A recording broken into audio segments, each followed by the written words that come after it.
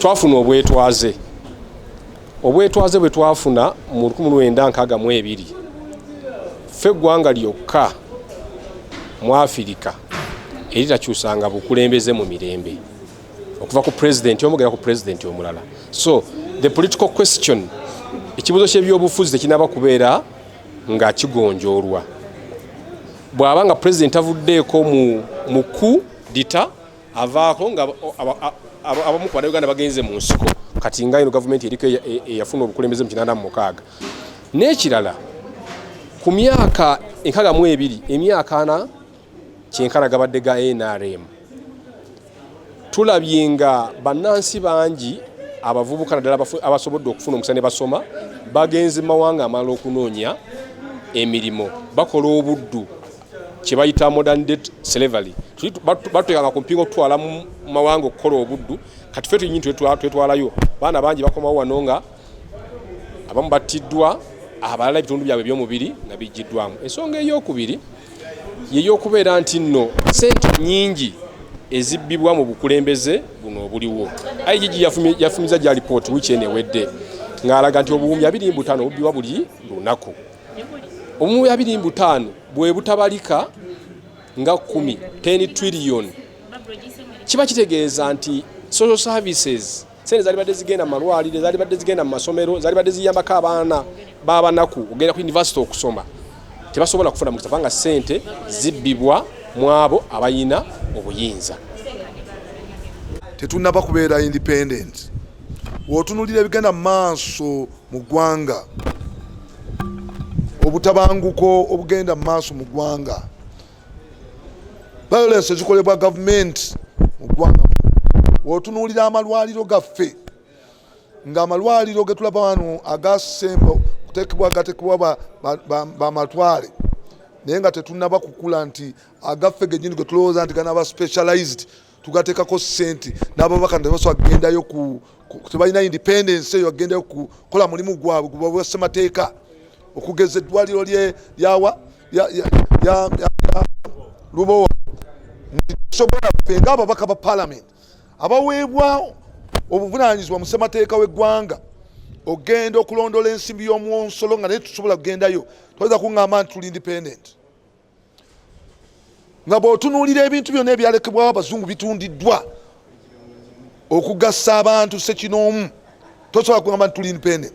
Bw'otuna lipooti ya Equal Opportunity Commission ng'egamba nti ebitundu 48 eby'emirimu eminene biri mu regioni emu tosobola kuŋŋamba nti tuli independent. Ng'otunuulira pulezidenti Kyagulanyi tutwala nti awangudde akalulu oba batubbye ne bamusiba nga alina okugenda mu kooti kwegamba independence teriyo. Bw'olaba nga amateeka ate agaaliwo ge bajjawo ate ge twagala okuzzaawo kuba olaba omubaka omu ayagala okukyusa etteeka nti adde tudde mu semwogerere nga bakyaliwa olaba tudda mabega. So independence yaffe tenaba kweyolesa. Abantu baffe tebali independent even the mind tebali.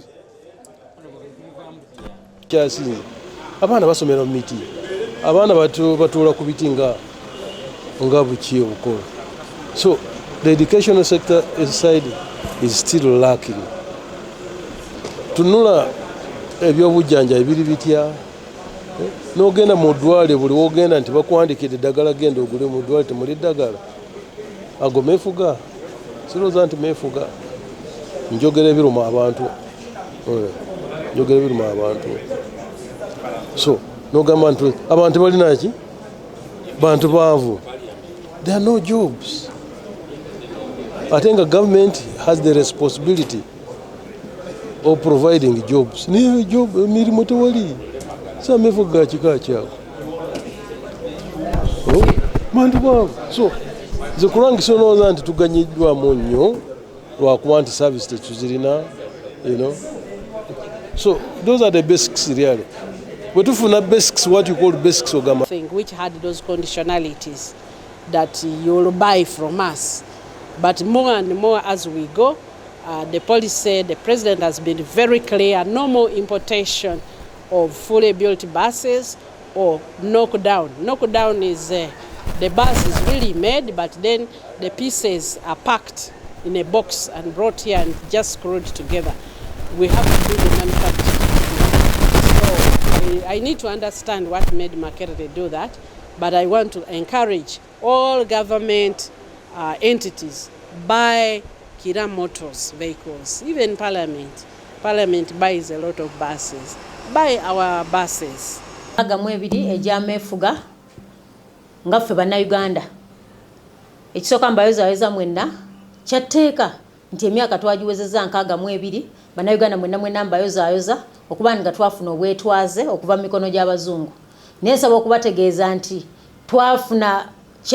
twafuna bwetwaze bwa kyambalo twava mu beeru ne tudda mu baddugavu bw'otunuulira ebyenfuna bw'otunuulira enguudo bw'otunuulira amalwaliro bw'otunuulira amasomero ekyamazima Uganda tetunnasajjakula kubanga saawa eno baga nti abazungu batuggyeko obuyambi tetusobola kugula wadde eddagala mu ddwaliro era kyenva mulabo twali tuyise etteeka ly'omukwano gw'ebikukujju bye twaliyise ebisiyaga buli omu yeeralikiranga naga nti bwe tuyise etteeka lyo tebatuggyeko obuyambi n'olabanga even tusobola n'okutuuka mu mbeera compromising morals zaffe nti kubanga tutyo tujjako ssente obukulembeze bwe tulina ssaawa eno abazungu ekyenjawulo nti bo ndooza baatutiitiibyanga naye ate tufunye bannaffe nga kala zifaanagana naye nga batutulugunyiza nnyo n'okusinga abazungu tufugiddwa mu nfuga eri ebweru w'amateeka ffe tufunye abakulembeze bannakyemali abataagala kuva mu buyinza abakwata ssemateeka w'eggwanga ne bamukyusa ddi lwe baba baagadde ate ekyasinze okunnuma gwe mulamwa gw'omwaka guno nti commitment to secure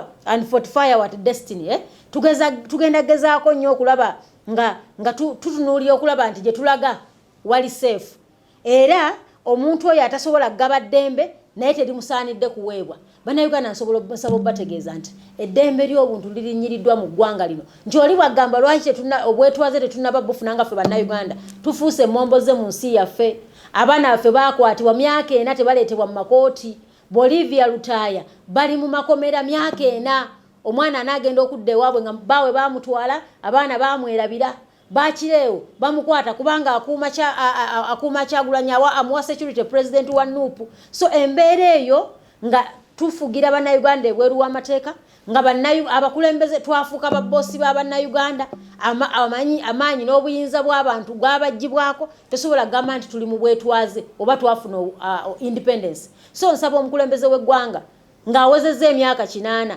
atandika okulowooza ku ggwanga nga taliiwo kuba kati ssaawa eno akugamba akyali ku maini tavaako akyalina amaanyi naye nga yennyini yatugamba nti ku myaka 75 omuntu aba akooye public service omuntu bamulitalingira ku myaka 6 ate bibino tugenze tulaba omutabani ebigambo byayogera mwenna mwabirabye ku ambasada wa America mu Uganda so bino byonna nga tubitunuulira ndowooza bannaffe kyekiseera bakkirize nti ekimala batukulembeddeko ekiseera ekimala era kati twetaaga Uganda egende mu maaso so bannayuganda mbayozayoza n'olugendo lutandika butandisi okununula eggwanga lyaffe newankubadde omukulembeze w'eggwanga asiba agamba bannansi nti tetukyali mmomboze ba refugee era twabeera mu ggwanga eririmu insecurity entalo nga zentalo bakoni yabalwana kongo abayekera yabalwana naye ffe twafuuka emmomboze mu nsi yaffe economically emmomboze mu byenfuna kubanga ssaawa eno ffe twalyanga ekyenkya n'olya ekyemisana n'onywa kyayiwe kawungezi n'olya ekyeggulo katwebakira ku mwezi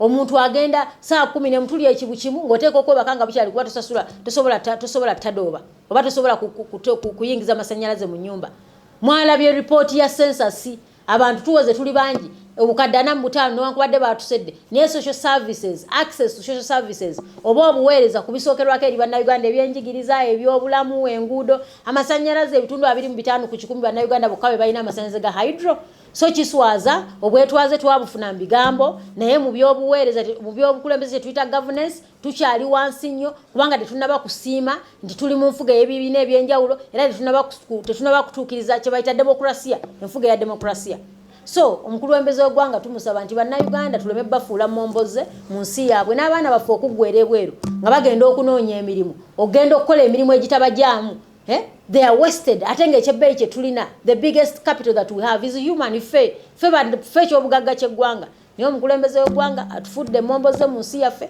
bavaawo nga baga nti mugende e Busia mujaguze okubeera independent of who? Mbagaliza independence ennungi abasobola mugende mulime mugende mu nnimiro kuba yatonye mugende.